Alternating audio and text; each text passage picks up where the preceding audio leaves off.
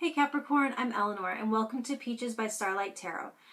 This is your weekly pick a card reading for the third week of May, and I'll be doing one more for the fourth week of May, but starting in June I'm switching to only monthly readings. They will be week by week and there'll be a breakdown of your monthly energy that came out in your annual, but it won't be a pick a card, it will just be longer and more in depth, but it'll be something you can refer back to because it'll be time stamped and you can still track how the weeks are playing out week by week. And so this is a general for the collective. If you'd like something personal tailored to your situation, I offer private readings through my Etsy page, and that's linked below. Like, share, and subscribe and all that good stuff if you want to keep up with the monthlies. Since they'll be further spaced out, you'll have one reading for your sign per month. You might want to hit that subscribe button so you can be reminded when that comes out.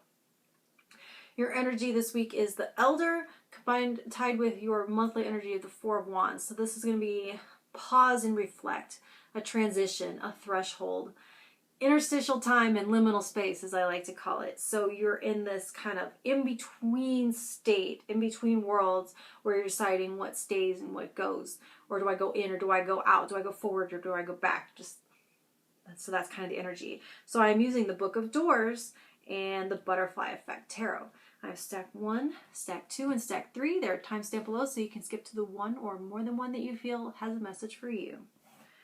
So let's start with stack 1. You have the 10 of Swords, hold on, gotta think a second, 9 of Wands. That took me a lot. The Roman numerals were just lost on me for just a second. And from the family of Ra, you have the god Set. So then, all right. This 9 of Wands shows you being battle worn, but still prepared to go another round. On guard, on the defensive, ready to go at a moment's notice.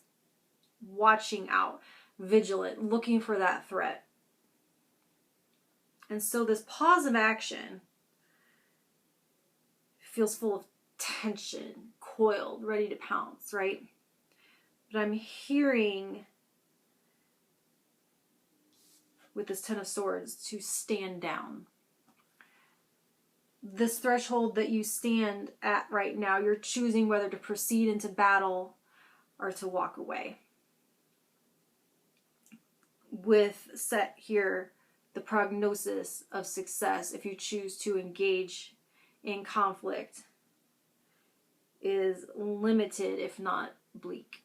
So this is showing you laying down a negative thought spiral that you may have up until this point, with all the swords, been amping yourself up, working yourself up into a frenzy, into a lather, and ready to go into battle, telling yourself stories that it's worse than it actually is, convincing yourself that it's more righteous than it actually is, and that it has to be won, and that it really matters. And it's showing you here being over it, really, just being like, you know what, this doesn't matter. This isn't worth going to battle for because it's going to cost me more than it's worth. Almost like the 5 of Swords I'm getting.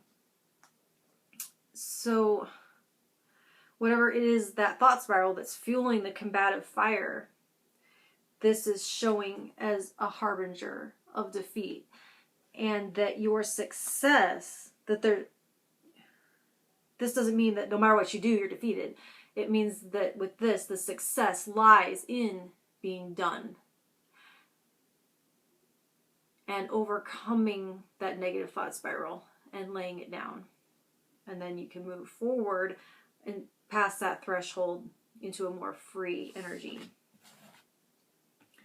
Stack 2, you have the Knight of Wands, 10 of Cups in reverse. From the family of Neff, the goddess is it Mafdet? Mafdet. That is like the equivalent of justice, crime and punishment. So this energy of pausing and reflecting really needs to be honored right now.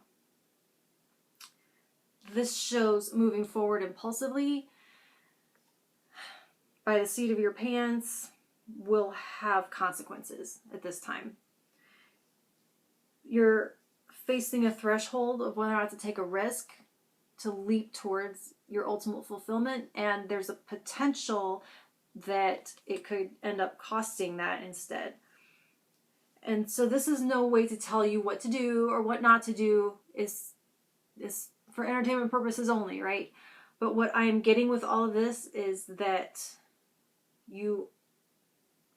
to use this energy of this week, you are in a threshold. You aren't being thrown into a make or break, do or die situation.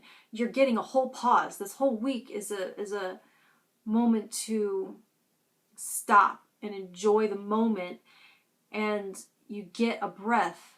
So you get to weigh the pros and cons. You don't have to move forward impulsively and without thought. You get to reflect on the long-term consequences and to calculate the risks and make an informed decision. You're getting extra time to decide, okay? So use it. That is what your message is. Stack 3, you have the Knight of Cups,